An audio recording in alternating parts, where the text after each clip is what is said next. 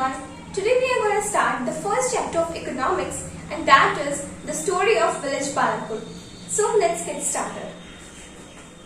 Farming is the main activity in Palampur, whereas several other activities such as small scale farming, dairy, transport, etc. are carried out on a limited scale. Palampur में farming जो है वो सबसे main activity है, सबसे major activity है. बहुत सारे क्या मतलब मोस्टली जो पीपल है पालमपुर में वो सारे फार्मिंग ही करते हैं.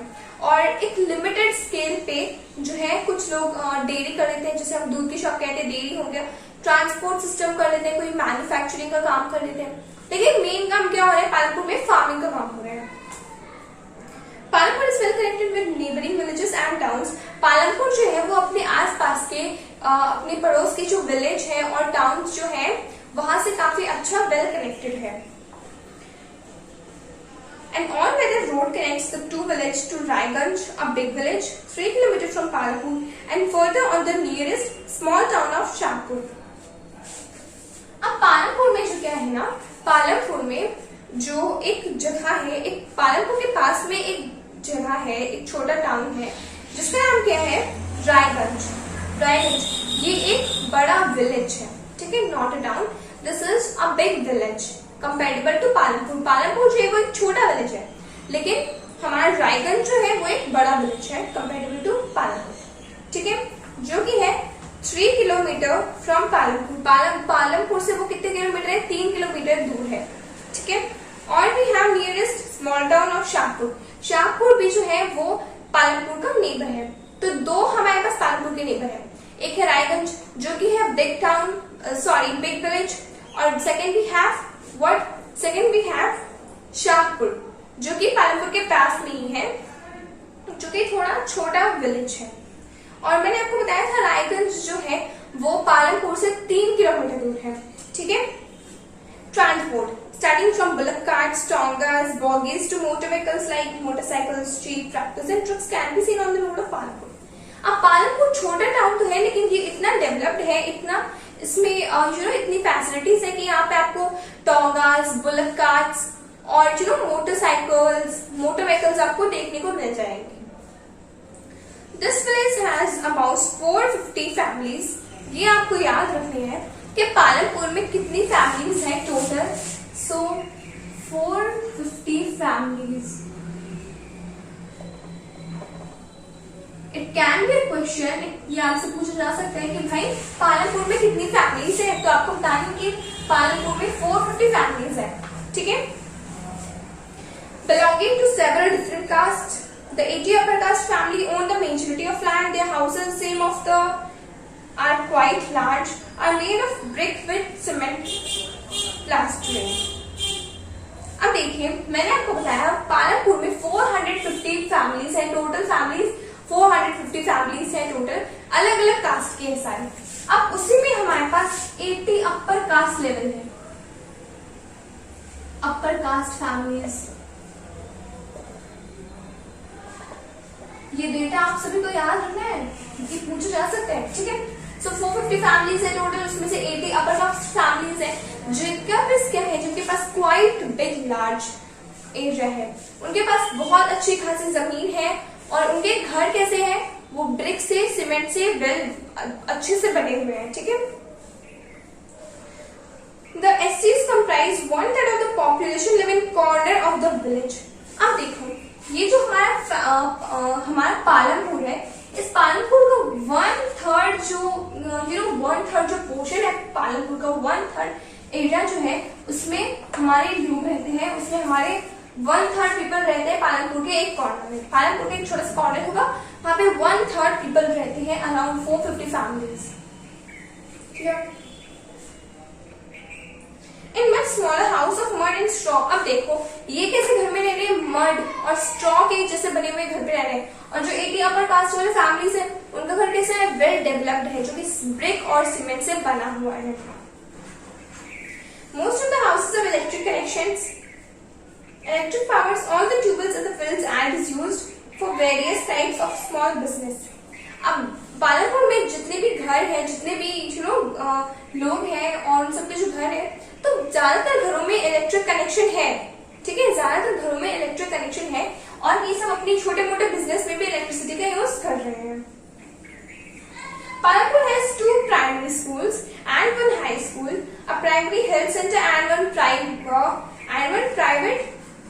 डिस्पेंसरी।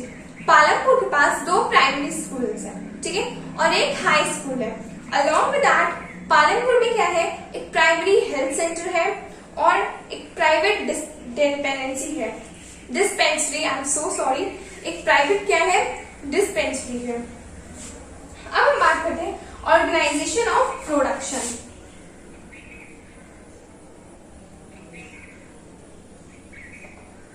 Organisation of production. अब यहाँ पे आपको बताएगा कि पालमपुर में जो प्रोडक्शन हो रहा है उसका ऑर्गेनाइजेशन कैसे हो रहा है। The aim of production is to produce the goods and services that we want. There are 4 requirements for production of goods and services. अब ये जो प्रोडक्शन है इसका एम क्या है कि सारे जो लोग हैं उन सभी को गुड्स एंड मटेरियल्स प्रोवाइड करना, ठीक है। यहाँ पे हमारे पास 4 मेजर गुड्स और सर्विसेज है, 4 मेजर रिक्वायरमेंट है। First we have what, first we have land. अब ऑब्वियसली हम लोग रहेंगे तो कहाँ पे रहेंगे, जमीन पे रहेंगे, लैंड पे रहेंगे। तो first and the most basic requirement is the land. First requirement is land, of course, and other natural resources such as water, forest, minerals. पहली रिक्वायरमेंट होगी लैंड होगी और इसी के साथ हम वाटर ले लेते हैं और भी नेचुरल रिसोर्सेज ले लेते हैं। ये सब तो ऑब्वियसली चाहिए ही चाहिए है। Second requirement is labor, people who do the work. Some are highly educated, while some other workers are required who can do manual work. अब देखिए सेकेंड चीज हमारे पास क्या है, लेबर चाहिए भाई, labour who can do work। ऐसे labour चाहिए जो काम कर सके। अब इसमें भी हमारे पास है 2 टाइप्स हैं, 2 टाइप्स है लेबर की। एक तो जो है वो हाईली एजुकेटेड है, यानी कि अच्छे से पढ़े लिखे हैं भाई, एक हमारे कैसे हाईली एजुकेटेड है, और एक जो है वो एजुकेटेड नहीं है, लेकिन से that are not educated, that are illiterate,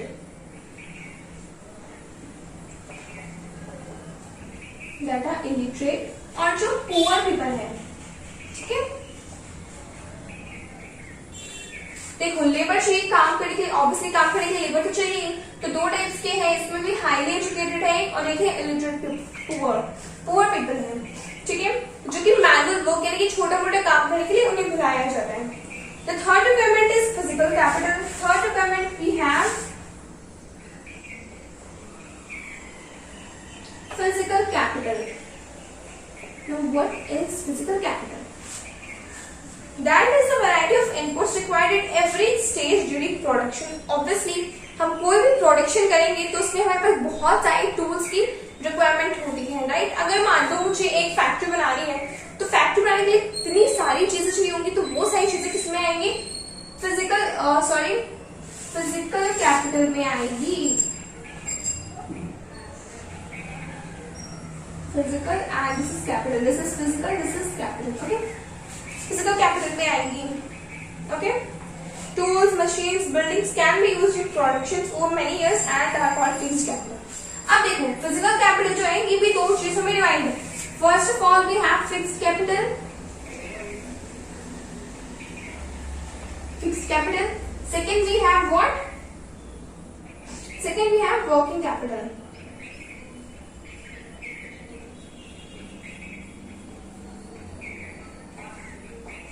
ठीक है। अब देखो फिक्स्ड कैपिटल्स क्या हो गए, tools, machines, buildings can be used in production over many years are called fixed capital. कोई भी जो प्रोडक्शन करेंगे उसमें हमारे पास कोई टूल्स चाहिए है, कोई मशीन चाहिए है, बिल्डिंग्स जो होती है, बिल्डिंग्स में बहुत सारे हमारे काम में आती है, तो टूल्स हो गए, मशीन्स हो गई, बिल्डिंग्स, ये सब हमारे किस में आएंगे, ये सब हमारे आएंगे फिक्स्ड कैपिटल में, ठीक है। अब now let's see what is working capital. Raw materials such as yarn for weavers and money in hand for buying and making payments are called working capitals. These are used up in production. अब working capital वो raw materials है, जो हमें वैसे raw material हो गए जिसका हमें requirement होता है। For example, we have yarn तो हमें चाहिए होता है, और हमें पास मान लो कुछ चीजें खरीदनी है तो हमारे पास साथ में पैसे होंगे तभी ना खरीदोगे। मान लो आपको जाकर के एक मशीन खरीदनी है, आपके पास पैसे नहीं है, तब क्या खरीदोगे, तो वो पैसे जो होंगे वो हमारे होंगे वर्किंग कैपिटल। इसे क्या फिर से बताती हूँ, फिक्स्ड कैपिटल क्या हो गया, टूल्स, मशीन्स, बिल्डिंग्स जो सारे हमारे प्रोडक्शन में काम आएंगे वो हो गए हमारे फिक्स्ड कैपिटल। और अब हमारे पास कोई रॉ मटेरियल्स है और we have money in our hand, पैसा तो चाहिए, कुछ भी चीज करोगे आप प्रोडक्शन करोगे तो पैसे तो चाहिए, स्टार्टअप भी करोगे थोड़ा पैसा निकल नहीं लेकिन चाहिए तो चाहिए। So this is what are working capital. Is it clear to you? अब हम बात करते हैं फोर्थ चीज को, तो मैं यहाँ पर लिख देती हूँ।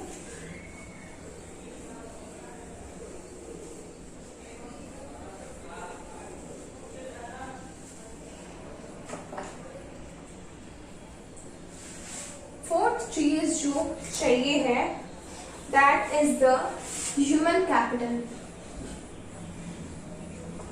That is the human capital. Now what is it? Fourth requirement, knowledge and enterprise to put together land, labor and physical capitals and produce an output. This is called human capital. Fourth requirement जो है वो है हमारे human capital और ये है हमारा knowledge and enterprise। अब obviously अगर आपके पास knowledge नहीं है किसी भी चीज की करने की, आपको प्रोडक्शन करना है कोई चीज का, लेकिन आपको पता नहीं कैसे करना है तो आप कुछ कर पाओगे, आपके पास पैसे भी होंगे तब भी आप नहीं कर पाओगे। क्यों नहीं कर पाओगे? क्योंकि आपको तो पता ही नहीं है ना कुछ कैसे करना है। ठीक है, तो आपके पास नॉलेज होनी चाहिए, एंटरप्राइज होनी चाहिए, सारी चीज सब लोग आपस में मिलकर करेंगे। अब मान लो मुझे फैक्ट्री बनानी है तो मैं अकेले कितना करूँ, मुझे फॉर एग्जाम्पल फैक्ट्री बनानी मैं चाहे कर भी लूँ, सारे टूल्स भी खरीद लूँ, लेबर का काम भी करूँ, फर्स्ट ऑफ ऑल पहली बात ये पॉसिबल ही नहीं है। ठीक है, 4-5 साल लग जाएंगे तब भी होगा तो होगा, नहीं तो फिर मेनली तो क्या होगा, नहीं होगा। राइट, तो अगर मुझे करना है मैं अकेले करूंगी तो कितने 5, 6, 7, 8 साल में जाकर के होगा, उसकी भी कोई श्योरली गारंटी नहीं है कि हो ही जाएगा, अच्छे से हो ही जाएगा। फिर भी हो जाए तो कितना टाइम लग रहा है, 6-7 साल लग रहे हैं, वही भी बहुत सारे लोग मिलकर करेंगे तो 2-3 साल में कर सकते हैं ना भाई। इतने सारे लोग मिलकर करेंगे तो जल्दी काम होगा, मैं अकेले करूंगी तो कितने टाइम में होगा, वो भी होगा नहीं होगा उसकी भी कोई गारंटी नहीं है।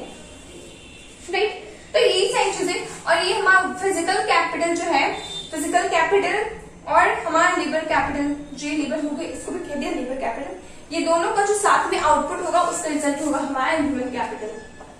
Is it clear? तो आई होप ये 4 पॉइंट्स आपको समझ में आ गए होंगे, ऑर्गेनाइजेशन ऑफ प्रोडक्शन आपको अच्छे से समझ में आ गया होगा। अब देखते हैं, अ person who puts land, labour and capital together is called entrepreneur. अब वैसे इंसान जो लैंड, लेबर और कैपिटल सारी चीजें दे रहा है वो होगा हमारा entrepreneur.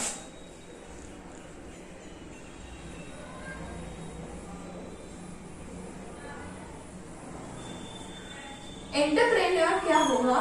A person who puts land, labour and we have land, labour and capital together is known as what? The entrepreneur. Okay, Every production is organized by combining land, labor, physical capital and human capital, which are known as factors of production. अब देखो factors of production क्या होगा? सारे production जो कि सारे production land, labour, physical land है, labour है, फिजिकल कैपिटल और ह्यूमन कैपिटल, सारी चीजों को मिला दो तो we have factors of production. यानी कि प्रोडक्शन के लिए ये सारी चीजें हमें चाहिए, प्रोडक्शन के में काम में आने वाली चीजें हैं ये, इसे हमने कहा है factors of production. Is it clear? अब हम बात करते हैं फार्मिंग इन पालनपुर। पालनपुर में फार्मिंग कैसे हो रही है? अब देखो, यहां से एक्चुअली हमारा मेन चैप्टर स्टार्ट हो रहा है। Okay,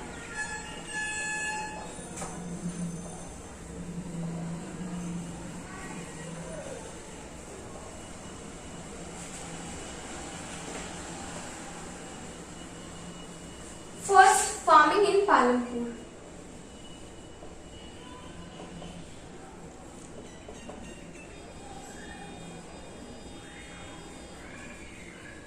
farming in Palanpur first में अब देखिए इसमें क्या है, लैंड इज फिक्स्ड,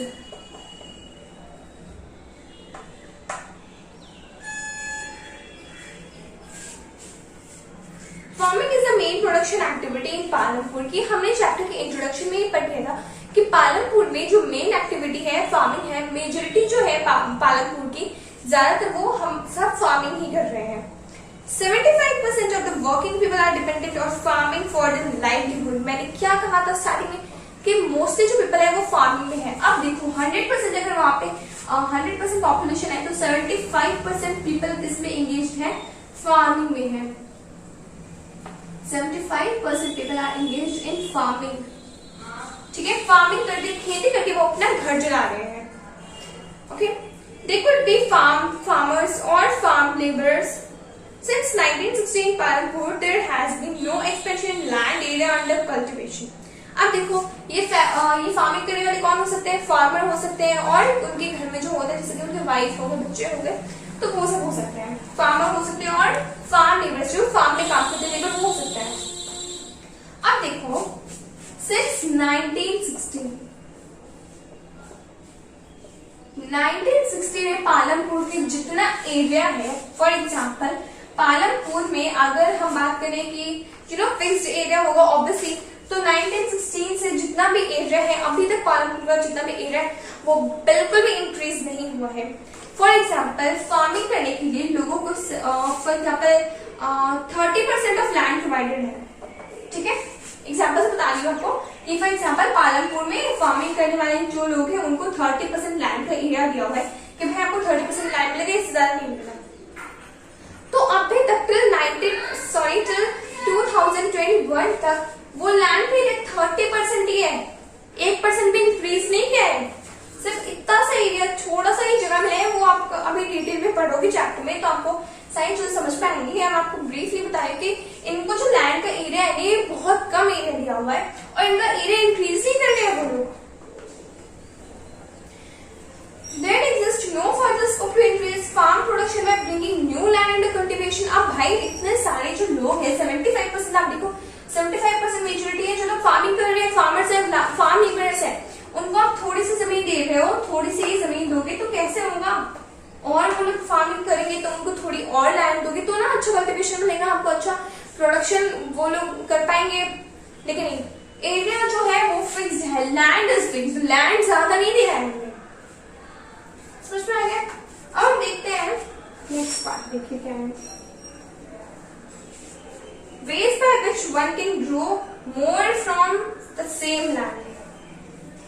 अब ऐसा भी है, फॉर एग्जाम्पल कोई आदमी जो है वो अपने एरिया पे, अपने लैंड पे क्या कर रहा है, खेती कर रहा है, तो वो उसी एरिया में कुछ और काम भी कर रहा है। ठीक है, उसी जो गिवन एरिया है उसमें अपने अलग से और काम कर रहा है। First we have crop rotation. During the rainy season farmers grow jowar and bajra. अब देखो रेनी सीजन में हम सभी को बताया, जूनियर क्लासेस से पढ़ते आ रहे हैं, रेनी सीजन में कौन से क्रॉप होते हैं? खरीफ क्रॉप्स की कल्टीवेशन होती है, राइट? खरीफ क्रॉप्स, और इसमें हमारे पास बाजरा है, ज्वार है, ये सब हमारे रेनी सीजन को देखने को मिलते हैं। These plants are used as cattle feed. It is followed by cultivation of potato between October and December। अब यहाँ पे कैटल फीड है, ठीक है।